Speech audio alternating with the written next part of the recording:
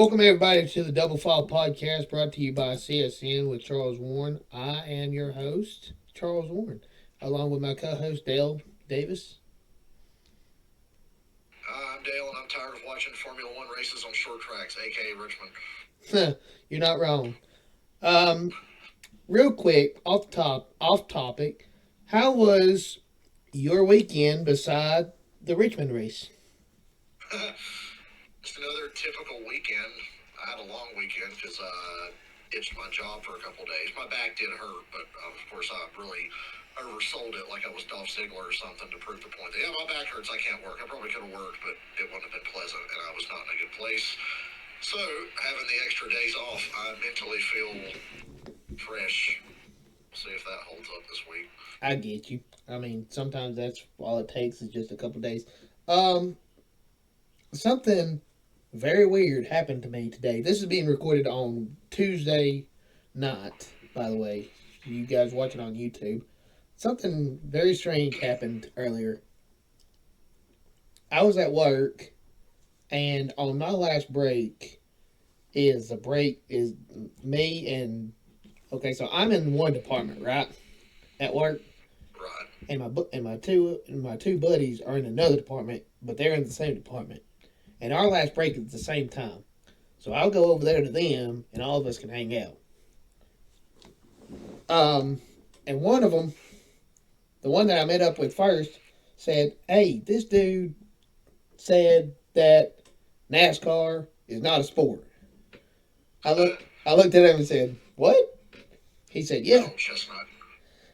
He said, he said, "Yeah." So we went over there to meet up with the other guy, and I asked him, "Did you say NASCAR is not a sport?" He said, "No, it's not. It's just guys getting in the car and driving for 3 hours." I said, "No, tell that to Denny Hamlin who carried a camera showing his thermometer showing 134 degrees." Argument is always it's called motorsports. Like every form of racing is called motorsports. That's the thing. It's a sport. And that's what It's I told, competitive. and that's what I told him. I'm not going to throw him under the bus and say his name or anything, but Yeah. if he, People that don't know anything about it, and look, this is true because I look at other things. There are things I look at and I don't get. Like, for example, drag racing. I'm like, okay, you drive straight. I mean, I'm sure there's more to it than that. Like, I know there's hearing Tony Stewart talk about it really opened my eyes to something I'm completely ignorant to. So when you just don't know anything, you just don't know anything, and people don't understand the physical and mental strain. yeah, see, Just being in that, how hard it is, just being a cup driver, oh yeah, I mean, mentally and physically, it's just hard. I've I'd been, say mental more than physical. yeah, I've been watching this since 2009, so 14 years. God, mighty, it's already been 14 years. Holy crap, I'm getting old. Um, 25 for me. oh my, Actually, longer than that. I just remember 25. oh my God, you've been watching since '98. 98's the earliest I remember, but I know I was watching before then. I couldn't find my own There was what back then. there I was was so only small. one, there was one race that I vaguely remember watching, and it wasn't even the whole flag to flag race. It was just the end because Dale Jr. was in the lead. It was the 2006, I think, fall Talladega race where Johnson got turned by Vickers. Was that the Well, 2006 fall I, race? It was one of the 2006 Talladega races, yeah. and my fan, someone told us, "Hey, turn on the race. Junior's maybe about to win this race." And and that person I think was there, and so we turned it on, and the first thing I remember seeing was Jimmy Johnson's left side turning into Dale Jr. I'm like, "Oh my God, what happened?" Anybody who said, "Hey, he's about to win this race," is clueless because I knew it was a sitting duck. And ironically, I had an entire rant about Brian Vickers you may have heard on a recent stream. I don't remember that. I probably tuned out or I was asleep or something like that.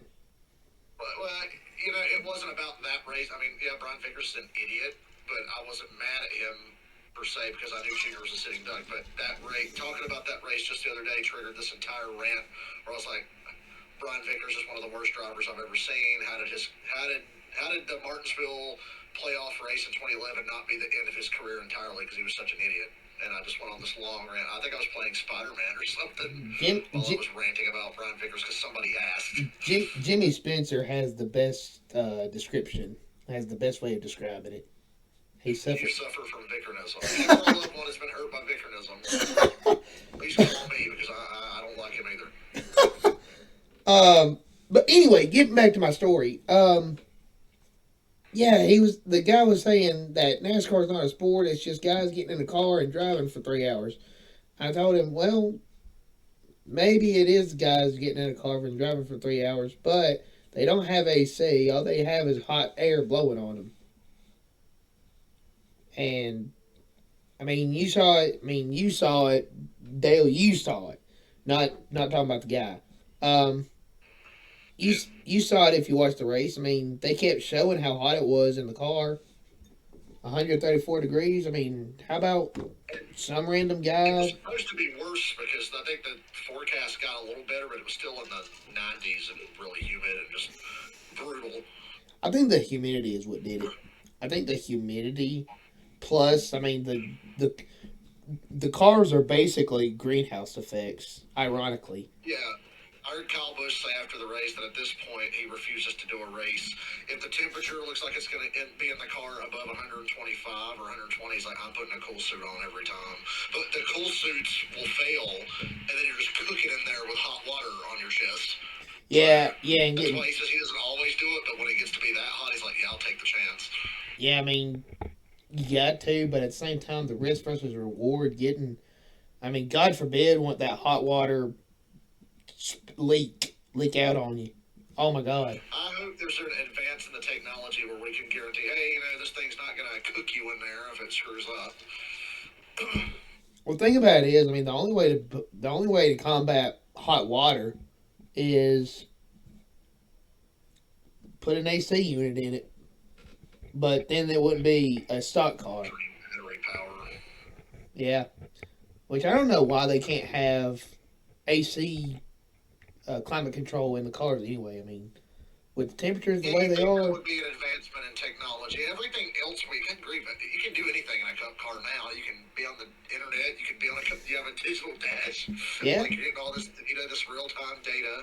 yeah. I mean, especially, I mean, at least in the summertime, let's put an AC unit in there for the guys.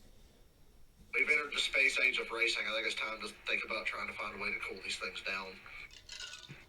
If we're Yeah, going to insist on still having 500-mile races in the year 2023, I think it's time we cool down a bit. yeah, exactly. I mean, especially in the months of, I mean, especially in the South, Virginia, Alabama, Georgia, Florida. I mean, it gets hot, man. I mean, you know it. It's hard being in the stands. Like I was thinking the other day, I'm like, I've had a couple of really hot race days, but when I think about it, I've been going for 20 years. I haven't had that many that were unbearable. I would say Charlotte 2011, New Hampshire 2011, Xfinity race at Charlotte 2019. Those are like the only 3 days where it was just like, man, just unbearable. And I thought, well, think about it. I go to Bristol, not race. I go to Southern 500, not race. I go to the 600, which is mostly a not race. I go to Martinsville in the spring, and that was like 30 degrees. That was too cold. I go to Charlotte in the fall, and this year Martinsville in the fall. So I'm never going to be out there where it was like it was at Richmond on Sunday, where it was near 100 degrees and just absolutely brutal. I don't know how people go to races during this time of year. It's just hard for me to handle. Even Well, I'm not only 29, but I already feel different than I did when I was a teenager. well, night races are one thing, but when you go to a day race at this time of year, I don't know how you do it. I've been thinking about. I'd like to get out and travel more and go to more. Like why? So I can roast alive in the stands at like Nashville. Or God, Nashville must have been just nasty. I'm glad they made that race 7 p.m. Oh my God, Atlanta as well. man, that's probably another reason why they put them off so late. A few years ago, remember the playoff race at Vegas was at like 7:30. It was like the only Sunday night playoff race, and it's like because it's like 110 Are you degrees. talking about 2021? I think you're talking about. I think that's the year that it started late because it was all. There was a year where they just scheduled it at like 7:30. Yeah. It was Um. during Sunday night football, and it was really annoying because that time of year I'm like, all right, Sunday nights are for me to get caught up on football while I've been watching the race all day. Yeah, I mean, I remember struggling to stay awake and watching the end. I mean, oh my gosh, it's so late. Hey, you know the last time I fell asleep during a race? Can you guess what track it was? Talladega. Richmond. That's not a coincidence. Was it this past Sunday? No, no, no. I was wide awake, but it was a even more, if you can believe it, a worse race. It was the play. It was the last race of the 2014 regular season at Richmond. I was falling asleep in my chair, and I am one. I never fall asleep during a race. Like if I'm invested, I'm invested. I do not fall asleep during a race. But on this particular day, I remember like blinking and like 80 laps had gone by, and I was like, "Oh my god!" I was like, I fell asleep. I mean, And that was Richmond, so that should tell you a lot. Richmond's been bad for a long time. The only time I've fallen asleep during a race was Richmond. I will say this: you called it on the truck race. I felt I couldn't help but fall asleep. Yeah, I didn't watch it. I went to bed. I literally went to bed after the Xfinity race. Oh shit! And Well, I woke up to Haley Deegan trending on Twitter. I was like, haha, gee, I wonder what stupid shit she did now. And then sure enough. yeah, her and Dean Thompson apparently got into it. Uh, Get her out of trucks, put her in an Xfinity car, sink or swim. She can't make it there, you're done. I mean, is it the hype that's getting to her? That's putting some pressure on her? I just, I don't think mentally she's built for this. I think it's too much too soon. You know, she had most of her success when she was a teenager. I think it's just too much too soon. Yeah.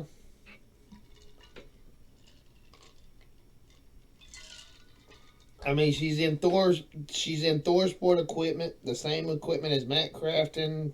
Tom Jeski, we'll get to him later for sure. Um, and Ben Rhodes. So I mean, There's an interesting phenomenon in trucks, and we're still seeing it where it's like there are these guys that come along and are like, hey, they're solid. Why are they still in trucks a decade from now? Literally, that's like Crafton, Sauter, Ben Rhodes is on that career path. It's like it's weird that these guys just kind of get in trucks and just stay there. Nobody does that with Xfinity except Justin Allgaier. Everybody in Xfinity is like looking to go to the next level, but there are guys who just go to trucks who just end up staying there. they do it for the they do it because they're used to it. And I mean, see, trucks is It's an easier schedule. yeah. I mean, trucks at some points in the season they'll go up to 5 weeks between races. Yeah, I think that's a bit too much. I don't want to have too many truck races, but I think the Cup and Xfinity Series should be condensed more like trucks, and we just have them all together and get the hell out of the NFL's way come late October. Yeah. I thought we found the cure for that during the COVID year when we had all those double hitters. I'm like, dude, this is great. We get two Michigans on the same weekend, two Poconos, two Dovers. I'm like, dude, that knocks like 3 weeks off the season right there. Like, this should be the new norm. If a track's going to have two races, most of them should be double headers. I would say like, you know, Martinsville, Charlotte, no, Daytona, no, Talladega, no. But any other track that has two dates, doubleheader weekend. I think they nailed Pocono that year. Oh, that was great. And Yes. the last time they did the two races at Pocono, it was fantastic. Yeah, Both races. I kind of miss that. Now it's And just that. attendance has been up ever since. I think the attendance was great last week because, yeah, it's down to one race a year. Oh my But you God, can still the have two attendance there on the was. same weekend if you wanted to in the future. But now we're seeing a change. Things are starting to open up where it's like NASCAR's like, we're going to do whatever we want with the schedule, so your second date's not going to stay. I Yeah, don't know why we go to Richmond twice. I love Darlington and love that they go there twice, but I don't think that's necessary. I think leave the Southern 500 is the only one so we can go somewhere else. well, I don't think they want to take away from the Southern 500 Yeah. to be the throwback race at the same time. Just move the throwback race to North Wilkesboro because it's obviously going to get a cup date. Yeah, That should be your throwback weekend. I agree. I completely agree, but I mean, for the time being, it's not. Man, yeah, but at the same time, though, Darlington can be entertaining. I mean, I love going to Darlington. Darlington's probably my favorite race weekend to go to, both dates, but I don't think it needs two dates. if it doesn't keep 2 dates, by God, let it keep the damn playoff race. Yeah, Southern 500. Um, if they don't keep Darlington in the playoffs, they're freaking dumbasses. I don't think it's ever leaving the Labor Day weekend ever again, so I think we're good on that. I think it'll stay in the playoffs. I think it needs to. I mean, I've been trying to think of ways to shorten the schedule. Maybe, that stretch of races this year where I don't know if I'm getting the order right, but it was like Darlington, Wilkesboro, Charlotte. yeah, What if we condense that down to like 2 weeks and race at Wilkesboro and Charlotte on the same week? Like, what if we do like Wilkesboro on Friday night and like Charlotte on Sunday? Like, that could work, but the TV networks gonna be like, no, because night races suck. The reason we don't get night races anymore is because the TV networks don't want it. let's see. How close is North Wilkesboro to Charlotte?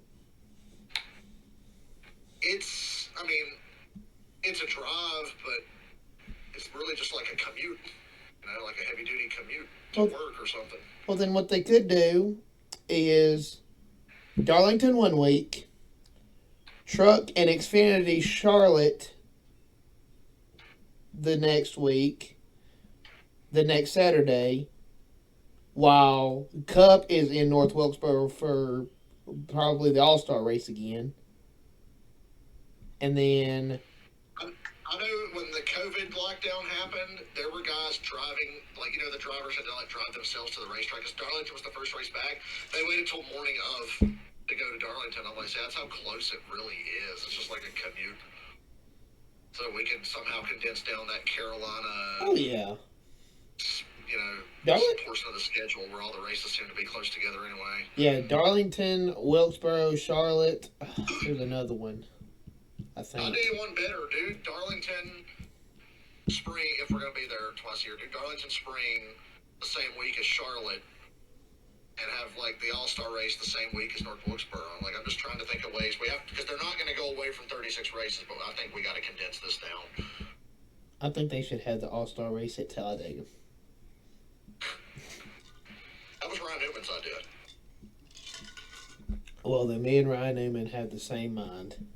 But Newman said it's because he hates Talladega and that it shouldn't count, so they should just do the All-Star race there. Well, I hate Ryan Newman. I love Ryan Newman, but I disagree with him. I love her. Again, I'm not the guy who's been upside down however many times. Cars flying into me. Dude, that man just doesn't have any luck. He won the one Daytona 500, and ever since he's been upside down. Probably half the races that they ran that he alone ran at those tracks. Pass that burden along to Kyle Larson now carries it. It's like I mean, I don't know though. Maybe it follows where you can pass the curse along to someone else. It's like, here you go.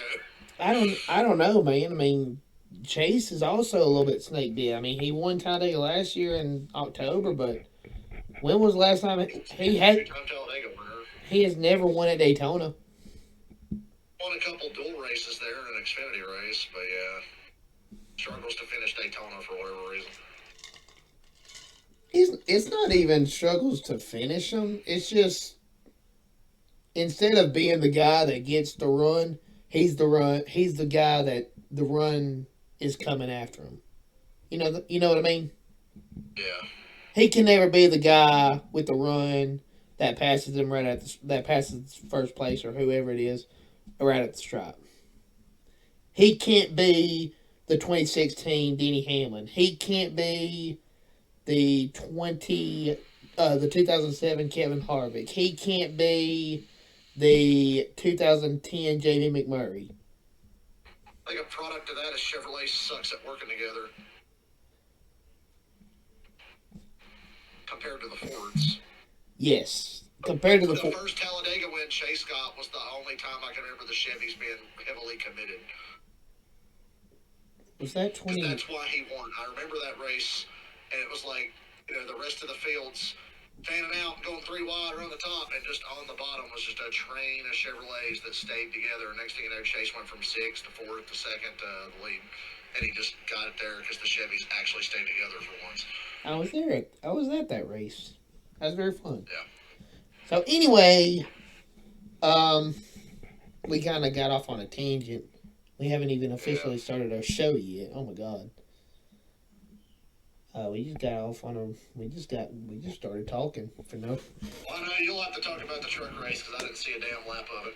Well, I I'm doing the mean, Brett Griffin. I didn't watch. I don't care. I didn't watch. I don't sleep. I went to the beach. I went to Myrtle Beach. Myrtle Beach. Myrtle Beach. Myrtle Beach. That's my Brett Griffin impression. Something. Myrtle Beach. Something. Something. Liberal cities. I hate liberals. Something. Something. I'm a dumb. Never mind. I was gonna say the F word, but I'm not gonna do that. But yeah, something. Something. Liberal cities. I'm going to Myrtle Beach. Hell with it. Holla. All right, go ahead. Talk about the truck race. I mean, the only thing that I really know happened was Carson Hocevar has won his third career win and third race of the season. Did he So, do it without running anyone over? Oh wait, it was Richmond, so of course he couldn't run anybody over. Never mind. Yeah, good for him on a clean win. um, that's pretty much it. Also, I before I fell asleep, Ty Majeski sped on pit road to pretty much choke away the win. Ah, didn't know about that. Yeah, he sped on pit road. It was oh dude, I'm not gonna remember what lap it was. I think it was I think it was the last caution though. Maybe it might have been. I don't know. I'm probably wrong. But look, gonna take a second to look at the playoffs for the trucks. The playoff field. You got Corey Heim, Zane Smith, Carson Hocevar, Christian Eckes, Grant Enfinger, Tom Majeski, Ben Rhodes, Nick Sanchez, Matt DiBenedetto, and Matt Crafton. Outside of DiBenedetto and Crafton, that's the strongest truck playoff field I can remember. Well, I guess that's why they're the last two. Yep. I'll let the last spots in Xfinity, but you'll get to that. Yeah, had something in my mouth. Um, but yeah, that's the Truck Series playoffs for the next however many races. I think 7, maybe. There's not a truck race at Michigan, which I think is total BS. There should be, because that's like the best truck race every year. There is a truck race at there's a truck race at Michigan. When is it? Oh my God, no, it's not.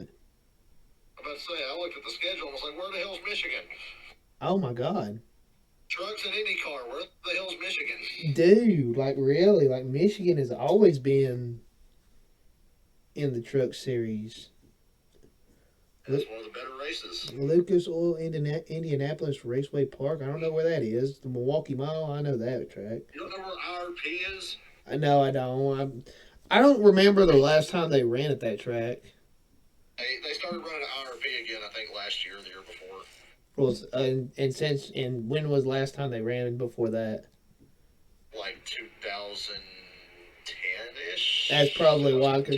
2010, I wasn't fully committed into being a NASCAR fan. I was just kind of watching. I want to say it was 2010 or 2011 the last time they ran there. Yeah, I started watching in 2009, but I mean, I only watched one race, the Talladega race, the one where Keselowski sent Carl Edwards into the stands, and I only watched that race because someone I knew was part of the opening ceremonies, or someone that someone in my family knew.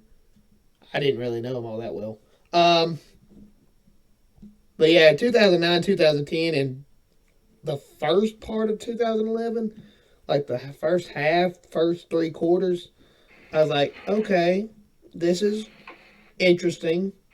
I want to get more into this. And then when Junior won in 2012, I was like, all right, yep, I'm full on, man. Let it ride. So I gotta be honest, I've been watching since '98, but obviously I was like a little kid, so you don't have the attention span to sit through all of every race. But I kept up with it and watched most of every race. It wasn't until about I'd say 2008 where I'm like, yeah, I'm in every week, all the time, every lap, not missing anything. I don't know what it was that clicked. I guess I just like matured to the point where I had the attention span to sit down and watch everything. You know? yeah, because I was always into it. I've always loved it. For the video games and everything else. Yeah, I mean, I know exactly what you're talking about because 2009, 2010, I was only 10 years old. So, I mean, I didn't have the attention span that I needed to watch race. So, yeah, the Truck Series playoffs is the first round of 10. is IRP, Milwaukee, and Kansas, and then the round of 8. Milwaukee's going to be a fun time. Milwaukee. I'm going to watch truck playoffs because the first two races are IRP and Milwaukee. Yeah, I mean that's gonna be good. And I'm then all in on that. and then you got Kansas in there as well. Um, Yeah, that's always fun. I mean, I wish trucks weren't on so many big tracks, but I don't think mm, I don't think trucks need to be on tracks like. Oh man, I don't know. I think there should be less. We're kind of getting back to where there's less. For a while, there was just too damn many wire trucks in Chicago, Kansas, Kentucky, and Las Vegas. Like, do they really need to be at all of those or the same damn track? And it took up like a third of the schedule. No, That's why the Milwaukees and the IRPs and the South Bostons and the Richmonds started disappearing from trucks. well, as far as Chicago, not no more. Yeah, RIP. it'll be back. I hope. Much of my life, it's coming back. And then round of 8, you got Bristol, Talladega, Homestead, and then the championship 4 at Phoenix. Obviously, why are we going back there for I'll the be at Bristol championship race? weekend, but I won't be at the truck race. I was, if I could have been working overtime, I was going to be at Bristol. I'll be there Saturday night or Friday night and Saturday night at the Man, the Xfinity Cup. if I have been working overtime this whole time for the past 3 months or whatever, and I had the money, I was going to be in Bristol. I was planning to be in Tennessee on that night. They're the only two I see. um, yeah, Phoenix. Oh my gosh, Phoenix for the championship race again next year. Hopefully, I'll go to the championship race when they move it. Man, First year they move it, I'm going. yeah. I already told you, Las Vegas, Charlotte, or Homestead. Take your pick, or Nashville. Or Kansas. I think Kansas is too. That's not like a market they probably will. Although it could work. So yeah, we'll throw that in the list. But I'd say Las Vegas, Charlotte, Nashville, or Homestead. You know what? We rotate with those 4 every year. You know what? Bristol dirt. See, I love Bristol, but I feel weird about a short track. Like, it's not like as bad as I would feel if it was a super. They would never do a super speedway because we all agree that's stupid. But for some reason, if it's not like somewhere between 1 mile and a mile and a half track, it don't feel right. For Yeah, whatever reason. yeah. I would not be. We've never had that before other than Phoenix, and it's terrible. So You know, a track that they need to go to for the championship race. Put it in Charlotte. Put it at home. that's what I was saying. Because whoops, I'd go. Well, Beep. 2800. Mark it down. I just want to be able to go Man, sleep in my own bed. I don't even have a pen right now. Yeah, I'm gonna need you to mark that down somewhere if you got a pen and pencil, Randy. I don't, but what is it? I'll type it in the Discord. Just 28 flat. There we go. Thank you.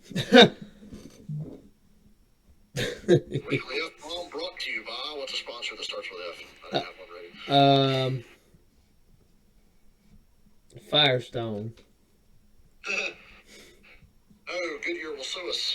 They won't. I don't know. We probably shouldn't even be saying sponsored by anything. So, Get a letter in the mail. you know how it is. So yeah, the Truck Series race was pretty much like you predicted, boring. A snooze fest. I actually went to sleep. You didn't watch, so nothing to really talk about there. Sam Mayer got his first career win.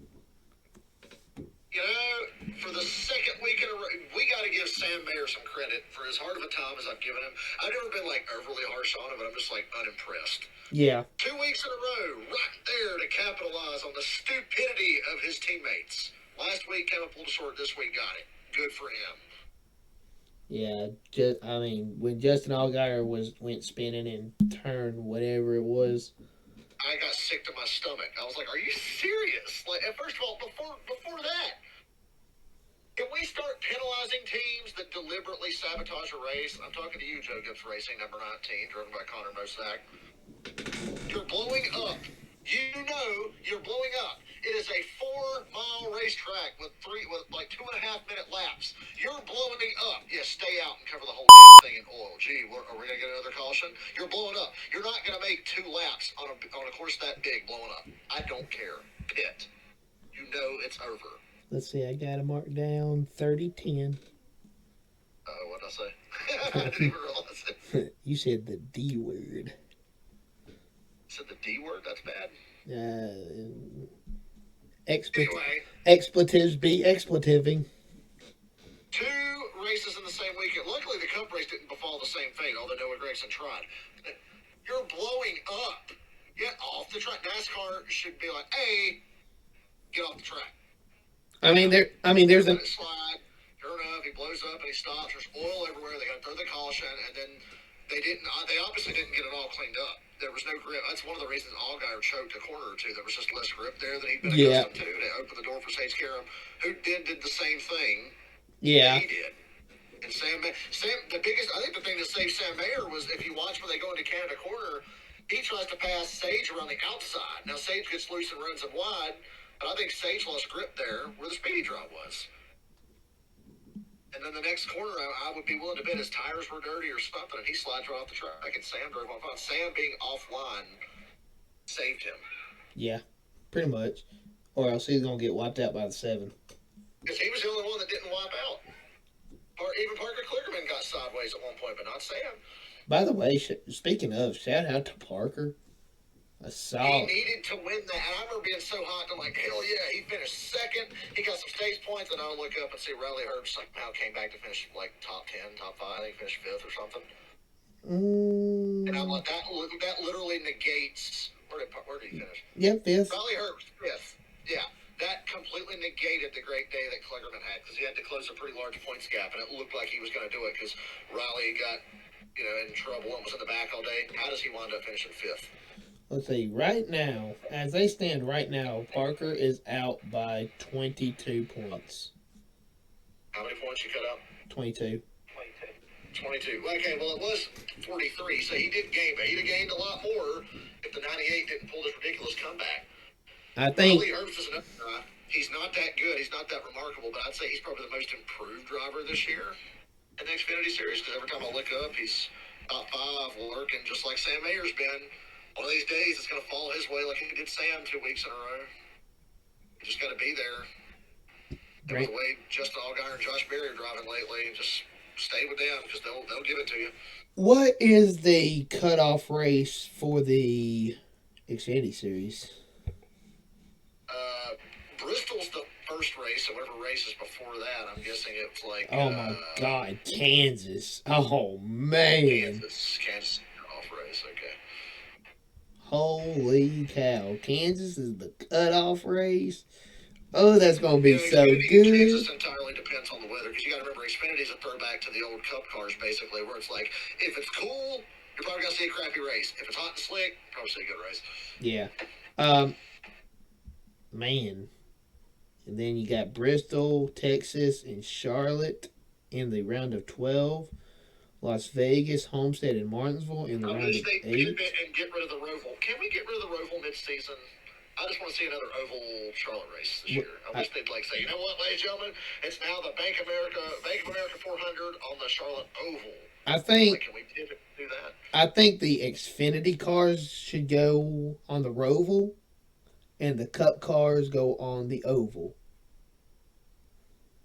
I don't know if logistically they can do that because the stuff they have to do to set up the Roval for Charlotte is even more than what they have to do at Indianapolis for that road course. Because if you remember, they did do Cup on the Oval, Xfinity on the Indy road course on the same weekend once, but the Charlotte Roval, they literally have to go in and build entire walls. And it's a real pain. So I don't know if logistically they can do it at Charlotte. I just make them tire barriers. They'll be fine.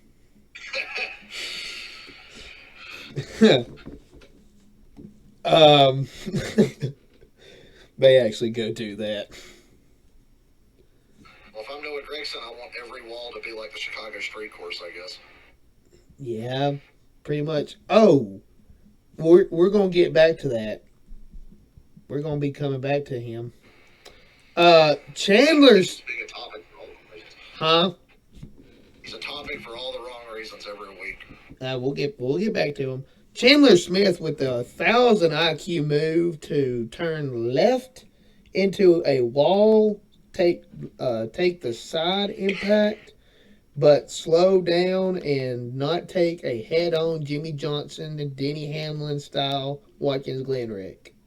After saying what happened later in the race to the other car that had the same problem, he'd have been better off driving head on into that wall because yeah, it was the right idea of like, oh my god, don't want to hit head on, turn left, but he turned like sharp left into a concrete wall that literally ripped the car apart to where you could see him in it. Yeah, I don't think he should have turned so far left, but Yeah, I don't think he realized how far away the wall was and just how hard that is. Like that wall is. yeah, I think he was just really concerned about, oh my god, I don't have brakes, I gotta do something. Turn left. It's like those old Mayhem commercials where it says turn right now, except for you just turn left. Yeah. Um, So recalculating turn right now moment. yeah, for sure. We were talking about Sam Mayer being going 2 weeks in a row with great finishes, there to capitalize on any mistakes. Is JRM back on the rise right before the playoffs? Uh, they can get out of their own way. If they can get yes, that's important. If they can get out of their own way and stop, well, I mean, I can't even say that because Justin tripped on someone else's mistake. Yeah. Because was there oil down there, or did he just get in that corner too hot? I think it was a bit of both. I think he was unsure about the grip from the speedy dry. I think his tires still had oil on them. Yeah, they probably were just dirty, didn't get them cleaned off good, but he wasn't the only guy. No, no, no, no, no, no, not at all. But yeah, let's say that's what is Run America. One, two, three, 4, 5, 6 races to go in the regular season for the Xfinity series. Yeah. Good lord. Well, I mean, yeah, they pick up right about the same time. Um,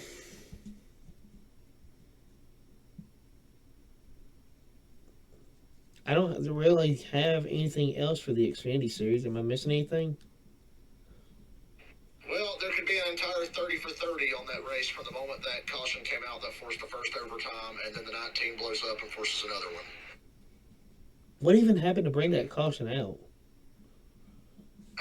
What was it? I think it was the Josh Berry. Yeah, Josh Berry like killed 3 cars in one turn. Oh yeah, I Or forgot Or about Cass might that. have got into him. I don't know. It just looked like Josh Berry like locked up, overcorrected, and I don't. everybody wrecked. I And of think course, he got away clean. I don't know if Kaz just didn't anticipate Josh breaking so soon and got into the back of him and got him squirrely. Yeah. But I But yeah, I mean, think Josh picked up early. I remember saying that on my stream. yeah, it's so hard to tell with that head-on camera angle. Yeah. It's almost impossible to tell. Um, Other than that, I don't think we're missing anything. I was mentioning earlier that Brandon Jones is there only a little ways behind Parker Kligerman. He's 39 points behind Parker. So, but that It's still pathetic. yeah, considering what equipment he's in. Oh, there was some teammate drama. Speaking of Connor Mosack, I saw at one point during the race, he dove into that tight corner at the bottom of the hill, hit Nemechek and Sammy Smith at the same time, knocked Nemechek off track, and then Nemechek's day was never the same again. And John made sure to mention him during his post-race interview. I was like, that's the moment your day went downhill. Your teammate, your part-time teammate, knocked you into your other full-time teammate, took you both out, and ruined your days. So, You know how it is. Just like Martin Truex, Joe Gibbs Racing team motto should be: don't do anything to affect your teammate. yep, and the 19 did that, and then he ruined the outcome of the race. So good for him. He was batting 1,000 on stupidity. What an idiot. Got a bunch of idiots driving that 19 car this year, unless you're Ryan Truex, you know. Yeah, I'm gonna take that out. Um, let's see here. 40 minutes exactly. Going to edit that out. D word again? Huh? Did I say the D word again? No, I said something that I probably shouldn't say because it's probably like trademarked or whatever. Oh, I don't know. you're thinking gay picture. No, no, no, no. As far as the Xfinity Series race, I don't think there's anything else. Connor Mozak is an idiot. He's an asshole. 40, 45. Racking them up, man. We're going to have. This whole show is just going to be one long beep. And that's coming. It's not all my fault. And it's coming. It's all coming from me. On to the Cup Series. So, yeah, I know, right? So here's what I was talking about earlier. I saw an article posted by the Sports Insider, maybe. No, it's the Sports something. Anyway, I was scrolling on Facebook and I saw an article that John Hunter Nemechek could potentially replace Noah Gragson at Legacy Motor Club. Smartest move that team would have ever made to get rid of Noah Gragson. Like, get rid of him early before you just waste year after year on him. I mean, when I first saw that, I was thinking, no, that's not right. They're Chevrolets and he's Toyota, but then I remember, oh yeah, that's right, they're going to Toyota next year. Yeah. I had to think about that too, honestly. I was like, wait.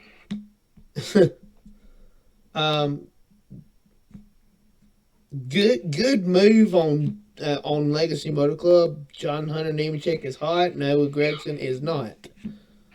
I think Nemechek on track. Very. I mean, it's hard to criticize a guy for being selfish on the track, but he does a lot of things, does he not? Questionable things. You know, but maybe he's ready to give it another shot. Yeah, you was talking about getting Noah Gragson out. You look up Noah Gragson 2023 highlights and what's it going to be? Turn 6 at Chicago, getting punched in the face by Ross Chastain, pushing Jimmy Johnson into the big one at the Daytona 500, blowing a motor on the same lap as Jimmy Johnson in the Coke 600. I mean, and it's not necessarily all Noah's fault either. It's just like circumstances. He's just not mentally built for this. And I said that all along. Even when he was at the height of his Xfinity success last year, I'm like, this dude ain't it. I've seen this happen many times. Big deal. He won a lot of Xfinity races driving the best car. He mentally is not built for this. He's just not. I mean, I don't know where to go from there. He's not it. People wanted to crown him because he drove for Dale. Driving for Dale Jr. did more for that guy's career in Fansburg. Because if he was anybody else, nobody would like him. If he was driving for any other team, he would be getting the Ross Chastain treatment that Ross gets from a lot of people. That's just a fact. Yeah, I mean, I don't care what anybody says. And I mean, Ross has chilled out big time. Ross, when he's not running up at the front, stays the hell out of the way. Surprisingly. He really does. He really does. Like, it used to, he'd be a problem all the time. Like, the worse he ran, the bigger a problem he was. Now it's just like, well, he's slow today, and he knows it. You can't drive a slow car fast. He's matured in that sense of like, yeah, he's not going to be a problem because he's been invisible. You haven't heard nothing about him since Nashville or even weeks before that. Exactly. Nashville and nothing else. Exactly. And I was watching Denny on board on my phone on the NASCAR app, And he passed Ross Chastain. I'm thinking, don't do it, don't do it. And he didn't do nothing. He just let Denny go. Yeah, he's letting people go because I think he's securing himself enough at this point in his career to understand I can get him next week. I'm at a good team long term with a lot of support. I don't have to fight and claw for my life every weekend. I think that's a big reason why he drove the way he did. He was racing just to have a chance next year, next month, next week, like whatever opportunity. But he's settled in now. He's maturing. Oh yeah, I mean he's in. Keselowski, when he was young, went through the same phase of like just doing stuff like Ross, but a lot of it was I had to fight for every inch. Yeah, I think Trackhouse is all in with Ross Chastain, especially for the, I mean, at least for the next, I would say 5 years, at the least. Yeah. Side note on the Cup Series, Richmond, even Richmond, Virginia, hates Denny Hamlin. Did you see that? Called that. Yeah. I mean, called it.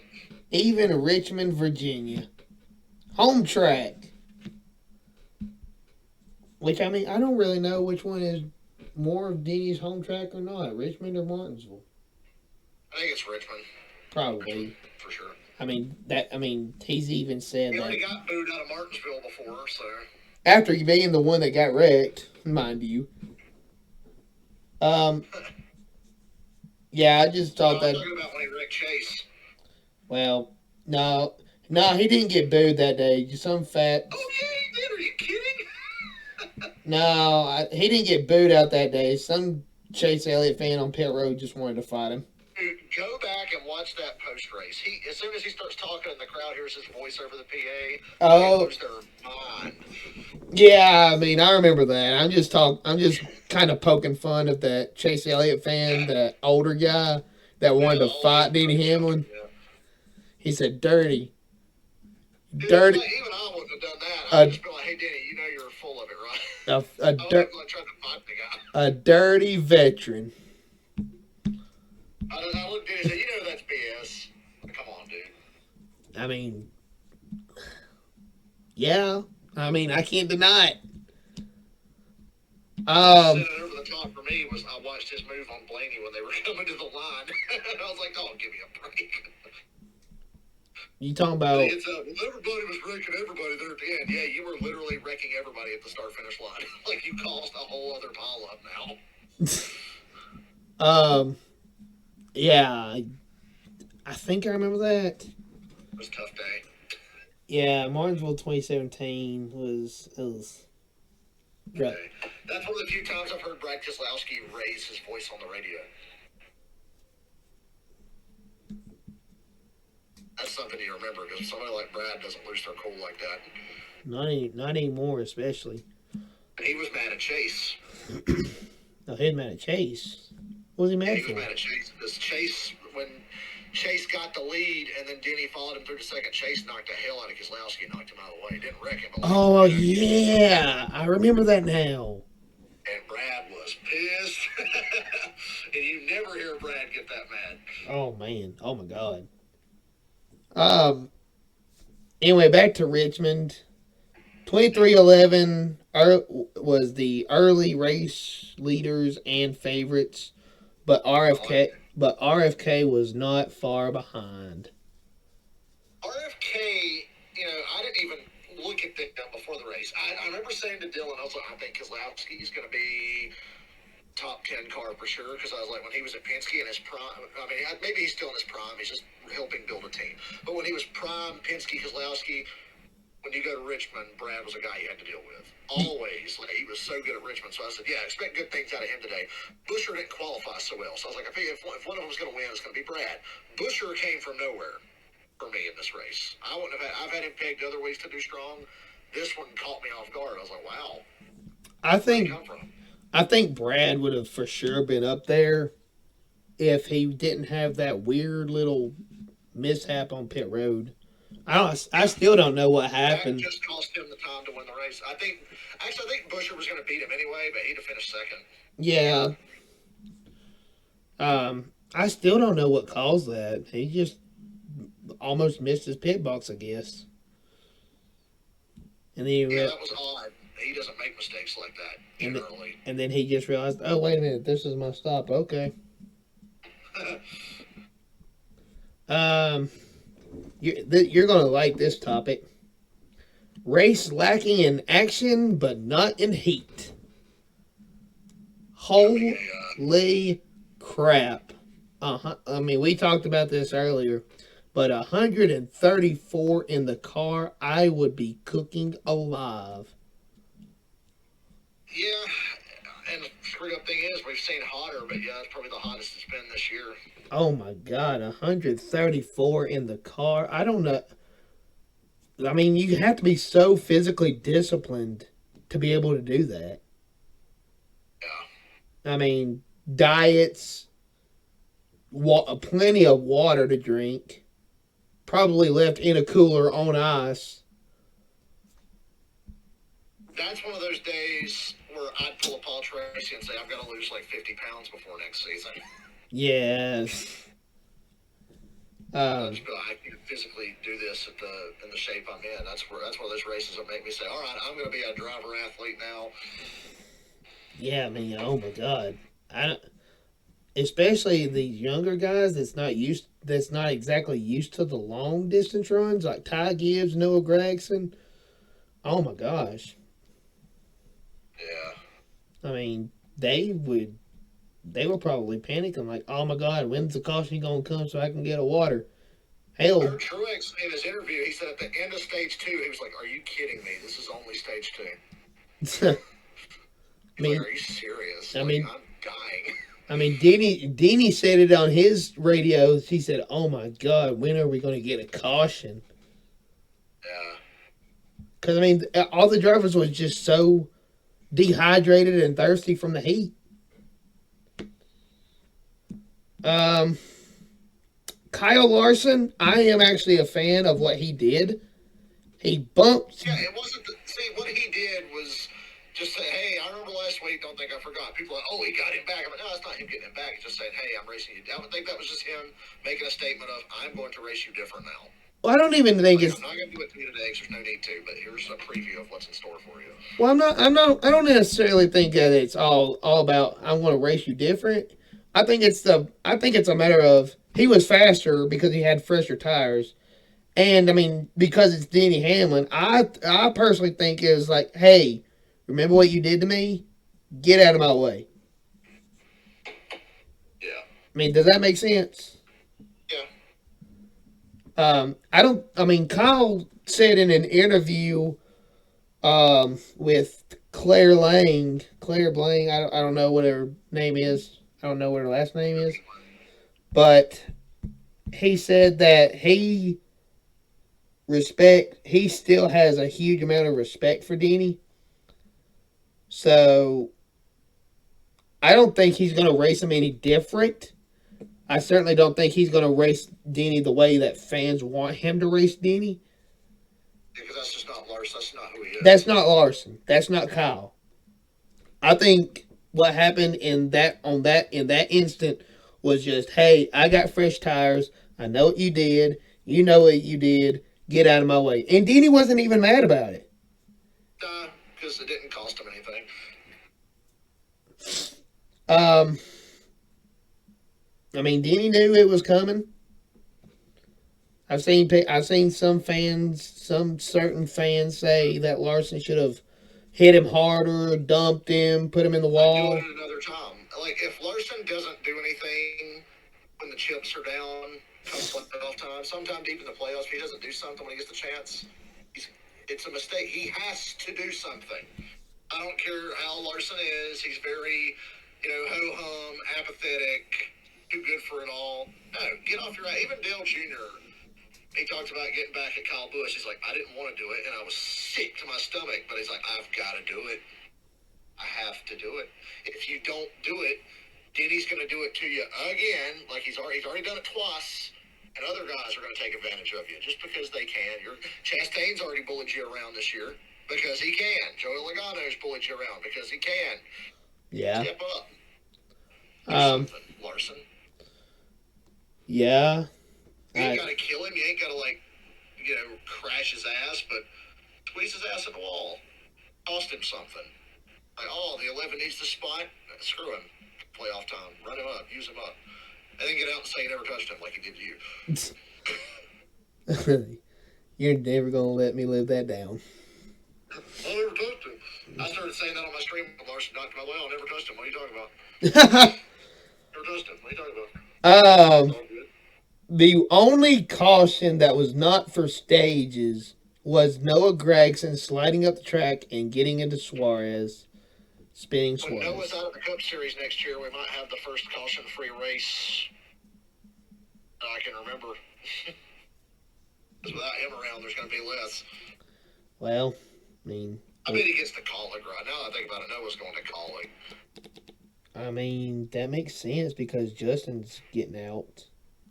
Noah's got a year and a half in these cars. They're not going to start over with somebody new. I don't think they're going to get a veteran.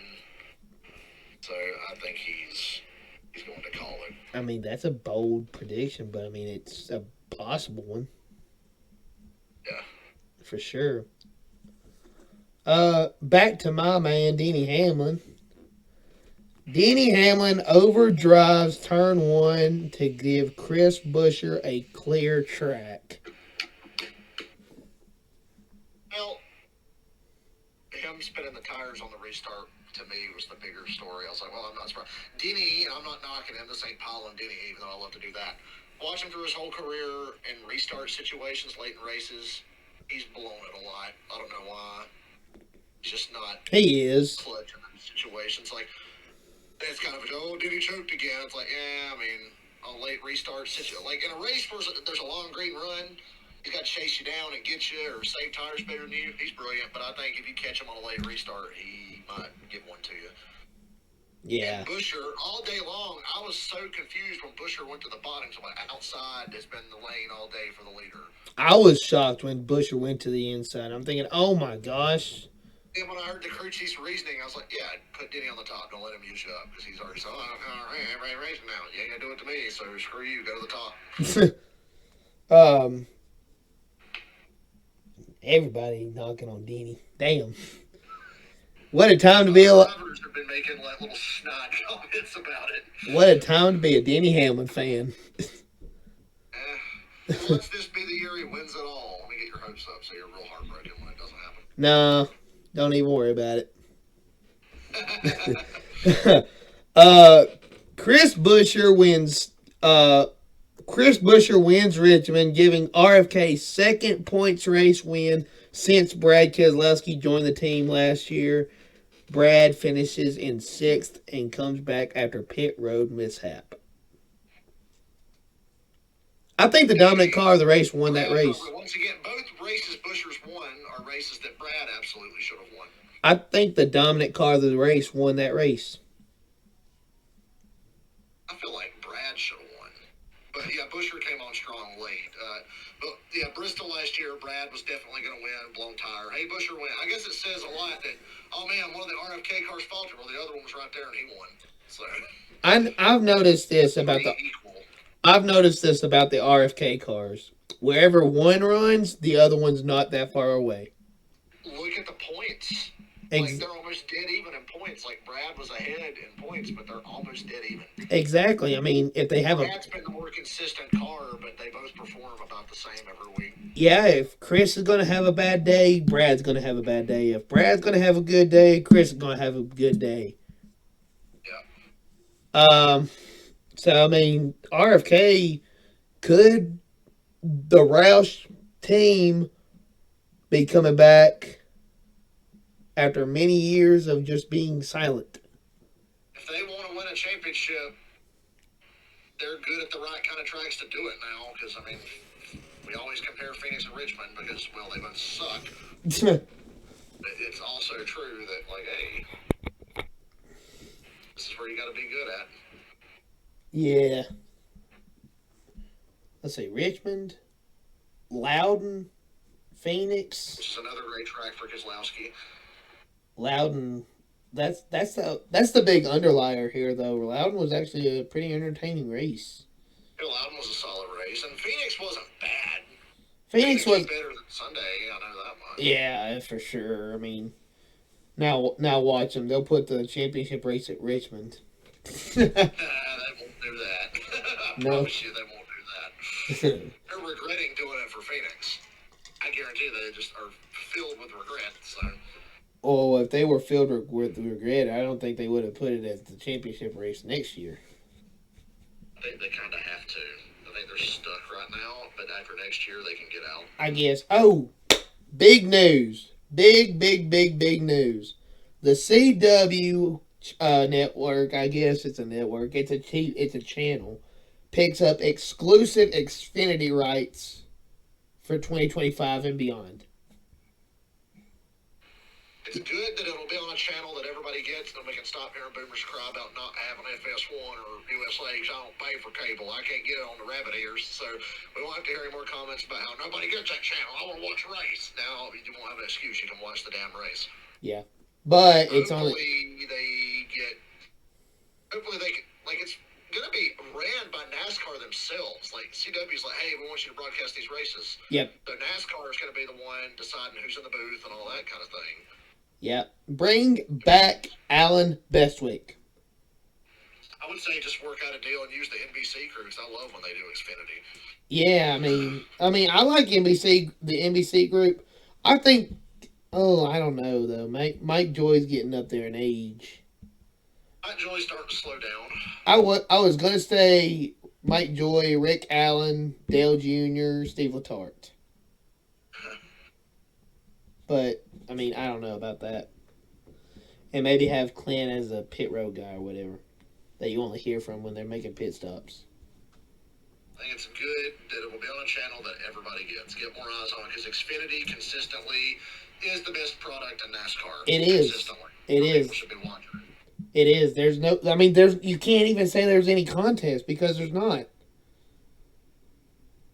You're right. Just consistent quality of racing. Xfinity every week. The best. The worst Xfinity race is still better than the best Cup race. Usually. That's. And Cup is the premier series. Cup is the top of the ladder in motorsports in America. But Xfinity, one ladder rung down, is better racing. Definitely wilder more consistently. Cup, I think Cup is a lot of things. Cup is the car on certain types of tracks. And also, these are drivers that generally don't make dumb mistakes. A lot of guys make dumb mistakes in Xfinity because that's what it is. Yeah. Well, they're young, too, so. A little more prone to chaos. Yeah, for sure. So now let's talk about Cup Series point standings, shall we? Yeah. Cup Series points with 4 races to go. There are 4 open points spots in the playoffs. No one's been talking about that. I haven't heard that at all. There's 11 winners this season. So it's starting to track towards what it was last year with all the different winners and such. No, I take that back. There's not 12. There's not 11. There's 12. There's 12 now. Yeah. So 12 different winners, leaving 4 open spots for 4 races to go. Right now on the bubble is Bubba Wallace plus 54. Michael had his lead over the bubble, but was also a disappointing finish. Yes, I think Bubba had the car. I think Bubba and Tyler both had the car to be contenders. They should have finished 4th and 5th. Well, 4th. Reddick should have finished 5th. I don't know. If Reddick doesn't make that mistake and hit the commitment box, he might have been up there with Buescher. He had the car. Yeah. Bubba Wallace plus 54. Michael McDowell plus 18. Ty Gibbs minus 18. Allmendinger minus 22. Daniel Suarez minus 34. And Chase Elliott minus 40. And Alex Bowman minus 42. How far is Chase back now? Like 30? 40. 40. Okay, well, he closed the gap again, and there's still 4 races left, and 2 of them we know he's probably going to be really, really strong at. Yes, but I thought of this earlier. I thought of this earlier while I was looking at the points. The next 4 races, as far as in this car, Chase is 0-1. Yeah. I know that stat doesn't mean anything because I mean one race one year could be a completely different for the next year. But looking at it from last year, Chase is 0-1 at the next 4 races from last year. It's weird. I don't know how he keeps gaining points. But he Stages. keeps gaining. Like we Stages. feel like they're just way off, but they keep chipping away at it, just not like they should. If they were on their game, he would be above the cut line already. Well, I mean, he finished in 13th, Yeah, and they were pretty bad. which To is finish 13th on a bad day for them is pretty good. which is ironic because Jeff Burton 2 weeks ago at Loudon was saying that Chase that 13th place finishes is not going to do it for Chase Elliott. Well, apparently it is. It won't be enough if they keep doing that, but the fact that it's got him close enough to be able to get it together and do better and get above the cut line. Well, he got Yeah, and let's remember, like, Bubba's padded the gap. yeah, But Bubba sucks at road courses, and we got 2 road courses after this week. yeah, but I mean, thing about it is, was Chase Elliott coming into Richmond was 64 behind, so he gained. The 23 team is really going to look back. If they miss the playoffs, They're going to look back at Richmond. They're going to go, wow, we really botched Atlanta. Wow, we really let ourselves down at the end of Pocono. Wow, we really screwed up Richmond. Those are the 3 races: Atlanta, Pocono, Richmond, that will make or break Bubba, plus these 2 road courses. Let's see, and we're going to Michigan. So Kevin Harvick in 12th position won last year. So if he wins, that wouldn't change anything. I expected more out of him Sunday. I had him picked before I would have picked Busher to win. I mean, I don't know. I want to say that the RFK guys was exceptional in the spring. Stuart Haas did really good. All 4 cars 11th or better. I know. I know. I was about to comment on that. Um, then you got Keselowski there in 14th. If Busher, not Busher, if Kevin and Keselowski win, it doesn't change anything because they're 150 plus over the cut line. So, I mean, if Keselowski or Kevin Harvick win, it doesn't change anything. I mean, technically speaking, if Bubba Wallace wins, it doesn't change anything because he's got a gap of 36 points to Michael McDowell. Yeah. But if Michael McDowell wins,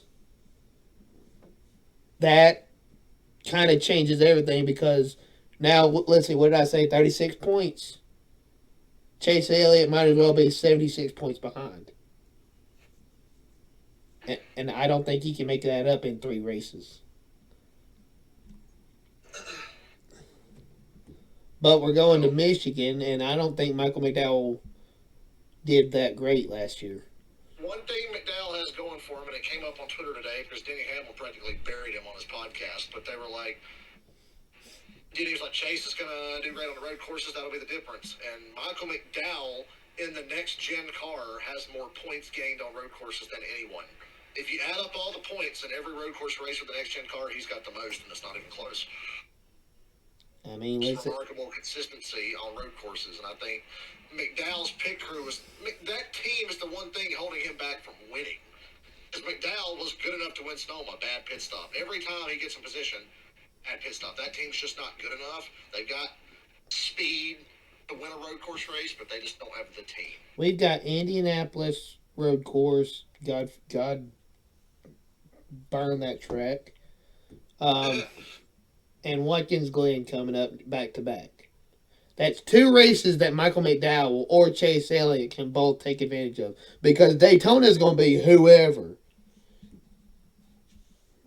Yeah. I mean, Daytona, last year's winner, Austin Dillon, is 29th, 147 back. So, I mean, if let's say he goes back to back at Daytona cutoff races, that bounces everybody back. That bounces McDowell out. That bounces Chase Elliott back a whole lot. Um, God forbid B.J. McLeod win at Daytona, but I mean, I I guess don't it's think you have to possible. worry about that. Chase Briscoe's back there in the 31st. Good, not alive. A lot of that's a penalty, but also they've been horrible. So One other thing I was going to touch on, but we can touch this after we get done talking about the points. Which I mean, then again, I guess it does take into points. Denny Hamlin mentioned in his podcast that points don't matter until they do. If he didn't do what he did to lose those 25 points, he'd only be 14 points behind Truex for the regular season I still title. don't think you should have lost points for that. That's flat out stupid that they took points for that. Yeah, yeah, I don't think they should have done anything because I mean it was after the fact. It was already over with. Everybody already left the track. They did it to prove a point that they're NASCAR and they can screw with you anytime they want. You better keep your mouth shut on your little podcast, Denny, because they were just sending a message. Yeah, it was Denny doing that to Ross and then doing what he did to Larson. I see why people are pissy with him because it was pointless. Ross did nothing to him that day. It's like, didn't you kind of make this point last year, you idiot? Like, come on. I mean, yeah, I think it goes back to that whole if you don't do it back to him, more people's gonna do it to you. So I think what He was did just in a bad mood that he was having a bad race and said, oh, there's Ross. well, I mean, how many? What was the score then?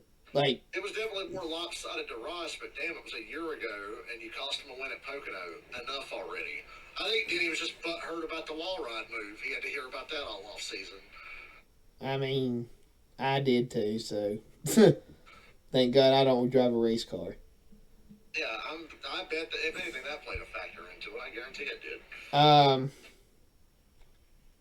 Ty Gibbs is there as well, -18. He can win if he has a good enough car, and his pit crew doesn't screw him on pit road.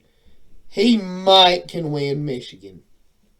Bubba's pit crew is the team that's going to cost somebody a race at Michigan.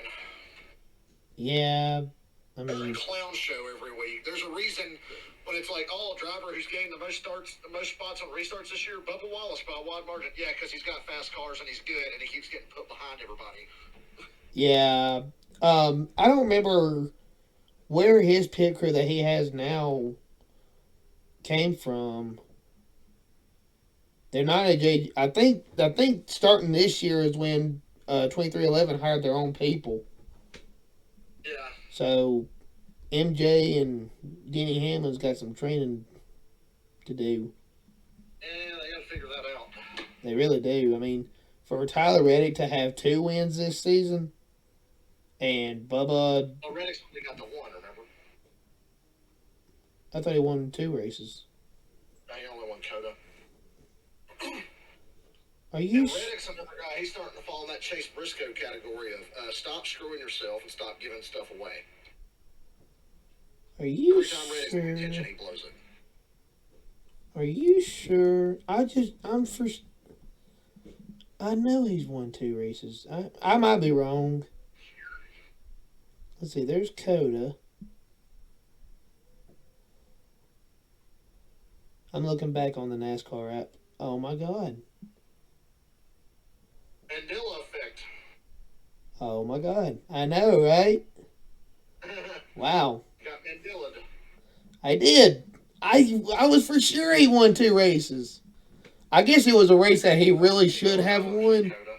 I think it was a race that he really should have won, but something happened, like a late race restart. Like every other week. Oh, he should have won, but then this happened, or he did this. Oh yeah, for sure. Trump was another one of those deals. Um, let's see. But yeah, going back to the points, Chase Elliott out by 40. Denny Hamlin would only be 24 behind if he didn't get that penalty. On the bubble, is Bubba, Michael McDowell, Ty Gibbs, Allmendinger, Suarez, Chase Elliott. I'll throw in Alex Bowman in there as well because he's only 2 points behind Chase Elliott. But I'm not throwing Austin Cindric in there because he's 64 behind. He needs to win. I think Yeah, them two road courses in Daytona. That's the only Cup tracks he's had consistent success on. I think Cindric in 22nd points position down needs to win to get in. Cindric with the next gen car has the fifth most points because they were talking about how everybody just assumes Chase Elliott's going to be great, but it's like Chase Elliott has the sixth most points in next gen road course races. Cindric is fifth. McDowell was the top for most points on road courses. Has Chase won a road course in this car? No, not yet. He finished second to Reddick at Road America. I remember that. He was about to win Watkins Glen, and then Larson Hamlined him, and then he was going to win the Charlotte Roval and threw a caution for a piece of cardboard. Oh, I'll say he should have won. He should have definitely won Charlotte. Maybe. Could have won Watkins Glen, but he gave Larson the bottom, and boy, Larson really took advantage of it. Yeah, and then you got Coda last year. Or not Coda, the Road America. So I guess Him and Reddick. I guess looking at it realistically, that's 3 wins that he's left on the table. Yeah, so he's right there. So he's not falling off road course skill. It's just this new car's equalized a lot of things because Hendrick had such an edge on road courses with the old car. they did. He and Larson were probably going to win every damn road race from now on until we change cars. But hell, even still, they're both really good there. It's just the gap's been closed, and Christopher Bell's really come on strong as a good road racer.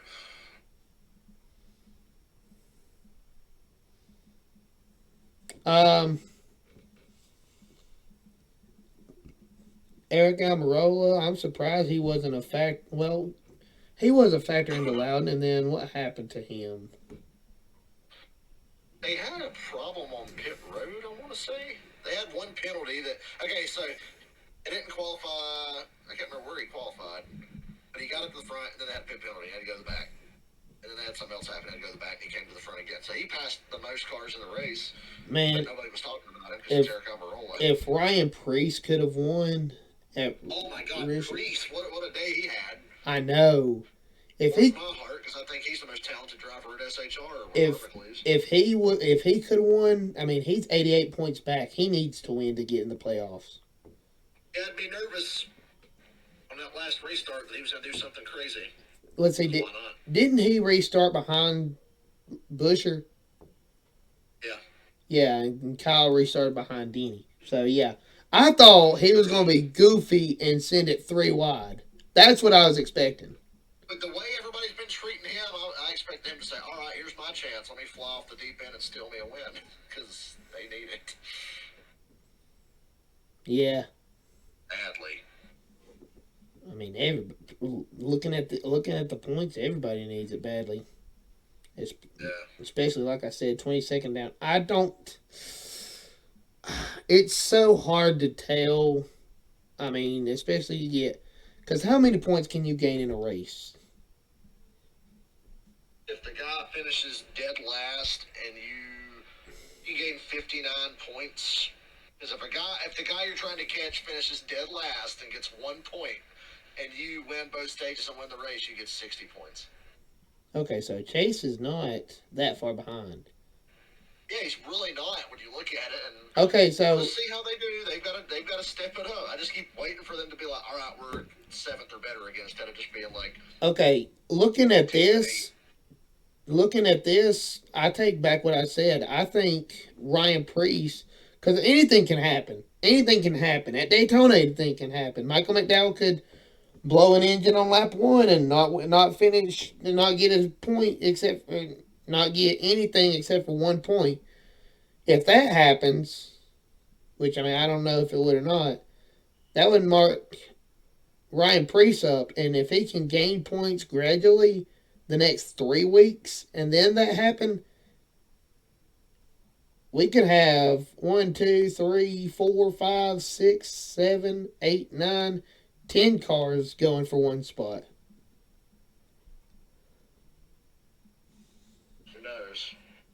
Daytona being there was just crazy to me. I think that's a good move. I think that's a I think it should be Atlanta and Daytona goes back the 4th of July. yeah. I can see that. You get the same effect at Atlanta, same sort of style of racing. Yeah, I can see that. That's neither here nor there, Skip. Do what? I said that's neither here nor there, Skip. um, and then you got. I mean, obviously, everybody knows that Daytona is the cutoff, and then round of 16 is Darlington, Kansas, Bristol. I got a lot of race tickets to buy because I'm going to Darlington, Bristol, Charlotte, and Martinsville. Dang, you can just go. You might as well go to Talladega too.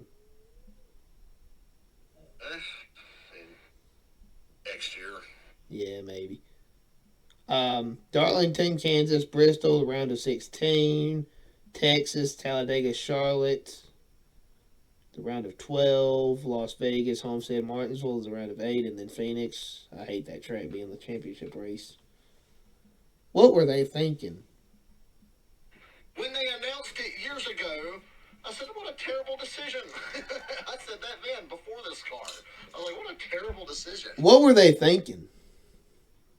And I remember that was when they announced that it was 2018, and I was like, might as well just call it the Kevin Harvick Lifetime Achievement Award, you know. That's what I was thinking at the time. I remember how good Harvick still was in 18, 19. So yeah, might as well call it the Kevin Harvick Lifetime Achievement Award because he's going to be in the Final Four, and it's Phoenix. It was almost like a given. Yeah, right. You know what, though? Come to think of it, Kevin Harvick has not been in the Final Four yet. Not at Phoenix. No. Been close. He should have been in 2020. Let's be honest. He should have been in 2020. 2020 is so screwed up because he's leading the race at Texas and the track is wet and he slips and hits the wall, ruins his race, and then they just show up at Martinsville and had a bad car. Yeah. And oh yeah, Chase Elliott gets hot and wins however many of the last few races, and that put him in a bind. Yeah. But I mean, I never even realized that Kevin Harvick has not been in the Final Four at Phoenix. What a waste of, like, it figures because they've been so close to being multi-time champions with the 4-car, and then it's like, oh, that's Phoenix, it's your best track, and you can't get there anymore. Man, he was so close to winning in April or whenever that was. He had it. I wanted him to win. Had it. I wanted him to win so bad, and then was it a spin that brought the caution out, or the blue? It was a wreck, a spin on the front stretch. Okay, idiots.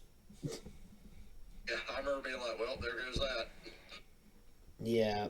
Oh man, I was heartbroken for Kevin. I was really wanting him to win that race. Sweet Phoenix in your final appearance. But anyway, that's about all we got to talk about. Dang, we've been going for almost an hour and a half, man. I got one of those job things to go to, so. Yeah, well, I'll go ahead and wrap this show up. Thank you. We're all over the place, but whatever. Just enjoy the conversation, people. And Well, that's what podcasts are for. You just talk about whatever. when you have ADD. Oh, man. But all right, man. Thank you guys for so much for watching this podcast with your host Charles Warren and co-host Dale Davis. I'll end it with this. What does an elephant, Jimmy Spencer, and me have in common? Denny Hamlin. We never forget. That's why we just go off topic so much. Thank you guys again for watching on YouTube, and I will see you guys in the next one. Have a good one.